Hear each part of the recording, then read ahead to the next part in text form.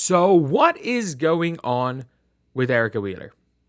What is going on with Wheeler? Because she is yet to be signed by a team and obviously is not going back to the Indiana Fever.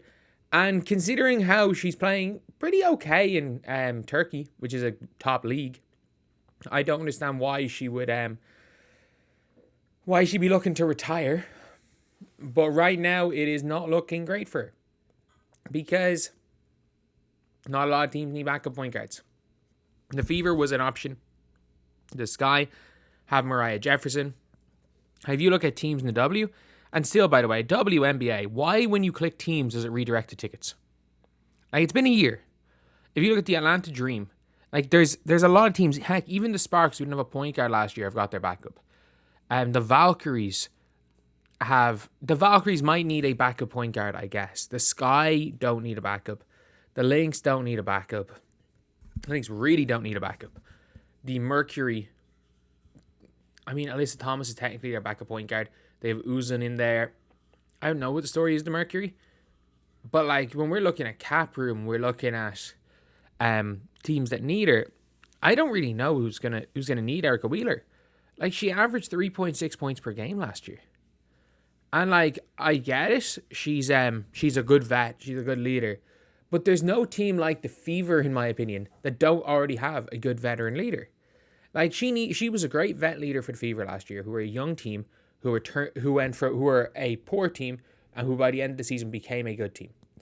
That player, that archetype, is not really needed because there's no young teams coming good. Unless the Sparks step it up, they might be. There is a chance. There is a chance that the Sparks are like, I end up being that, like, this year's Fever. Because you've got Brink, you've got Rickea Jackson, you've got Ray Burrell, you've got now Kelsey Plum. But like, Kelsey Plum and Hamby are there like vet leaders. But again, with those teams, they don't have a Caitlin Clark who needs like a vet to learn from. Like, if Olivia Moss was there, I think, yeah, cool. If they didn't make the Plum trade, the Erica Wheeler be a decent player there. But like, you're looking at somebody who doesn't really do anything. Like, I'm going to be honest, on the court doesn't really do anything except bring energy. Like, she shot 41% from the field, was a below average defender. She played with effort, I guess. But she'll be 34 next season. The fact that she's done what she's done for her career after being undrafted is mental. But like, well, I didn't realize she was on the Fever when she won that All-Star MVP. But like, her best ever season, I can't believe she was an All-Star with 10 points and 5 assists. I can't believe she made the All-Star team that year, let alone one freaking All-Star MVP. And then obviously the year before, in fairness, 9.9 and 5 assists. Like, she wasn't that bad for Indiana. She just wasn't that great off the bench. She just wasn't. But like, even that year, she shot 39% from the field and like 30% from 3, which is bad. And I understand scoring's not her strong point, but still, even if scoring's not your strong point, you have to be able to score, and she was not able to score. She was not able to score. Her distribution was fine, but she was a slow down, wanting to run the pick and roll, dump it into the bigs type point guard. It was fine when you have Aaliyah Boston and Alyssa Smith as your main options, but not fine when you've got Caitlin Clark on your team. So, yeah, I don't know. I'm trying to think of what team she would suit. I actually thought she would. If the Sky didn't get Courtney Vandersloot, I thought she would have been a really good backup. Because in fairness to her, she would have got the ball into the bigs. If that's the way they want to run the team, she would have got the ball into the bigs. But now I'm looking at teams and I'm like, maybe the Atlanta Dream sign her again. She's played for the Dream. She has a restaurant down in Atlanta. She'll probably play for less money to be in Atlanta. And they got 2 bigs to dump the ball down into. And she can back up Jordan Canada there. Which isn't it's not a bad gig backing up Jordan Canada. Jordan Canada's a good point guard. For the Sun, I don't think anyone wants to go to Connecticut. I'm going to be honest, I don't think anyone wants to go to Connecticut with the way they are right now. The Liberty, The Liberty's an interesting one because they don't really have a backup point guard. And will they take Georgia Amore in the draft? Or a Cheyenne Sellers, maybe? That's a real interesting one. They need a backup. The Liberties is actually an option. The Mystics, no. The Wings, no. The Valkyries, no. The Aces. Maybe the Aces. They almost Coulson. Maybe the Aces. But for me, that's probably it. The Liberty, the Aces, or the Dream. The Dream, for me, seems the most likely scenario with Erica Wheeler. Like, Erica Wheeler has played for Atlanta in her career.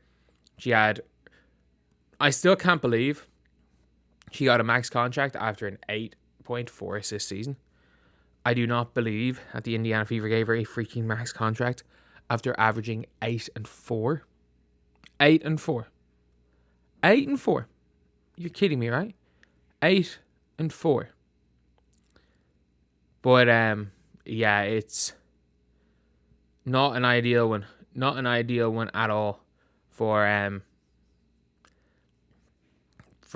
wasn't an ideal contract, but look, 200k for vet leadership.